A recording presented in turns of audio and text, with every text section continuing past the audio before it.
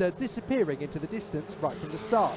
But the big battle was between Akshay Bora and Rishon Rajiv. They held their nerve into turn one, running in second and third. But on the first lap, there was trouble, as Nodis Kapoor and Jack Taylor spun around and Veer Rajwada had to take avoiding action.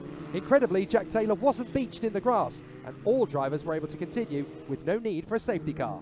And in all this chaos, Rohan Madesh was able to go from P9 to P5 within one lap. The youngster capitalizing on all the carnage in front of him before we saw this incredible battle between Alex Sawyer and Rishon Rajiv.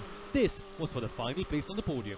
But Rohan Madesh's brilliant start had put him ahead of Shahan Ali Mohsin, who was once again in that perfect box seat for P6, which will give him the reverse grid pole for tomorrow's incredible encounter.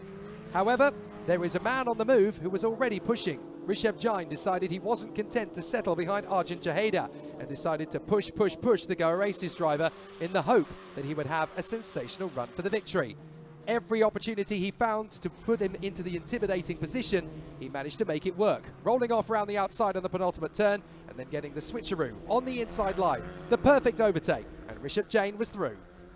That got him up to P7, but the race wasn't quite over for him yet. His next target was Shahan Ali Mohsin in P6 to get that reverse grid pole. And in the other side of the grid, Alex Sawyer still tried hard to get up to Akshay Bora and Rishon Rajiv, but that effort didn't quite work out. But Akshay Bora, with a damaged right hand and back after his crash earlier in the day, still soldiered on, putting up a brilliant gap between all those others behind him.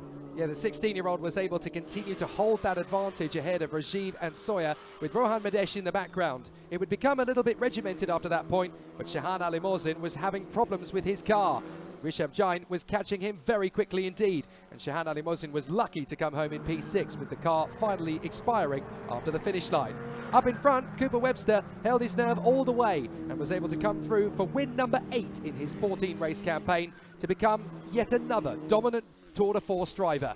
He managed to continue his incredible run, and with one race to go, it's a question of how many points he'll end the season with. But with one race left, Bora versus Rajiv will be the ultimate battle for second in the championship. But for Cooper Webster, it's advance Australia fair yet again.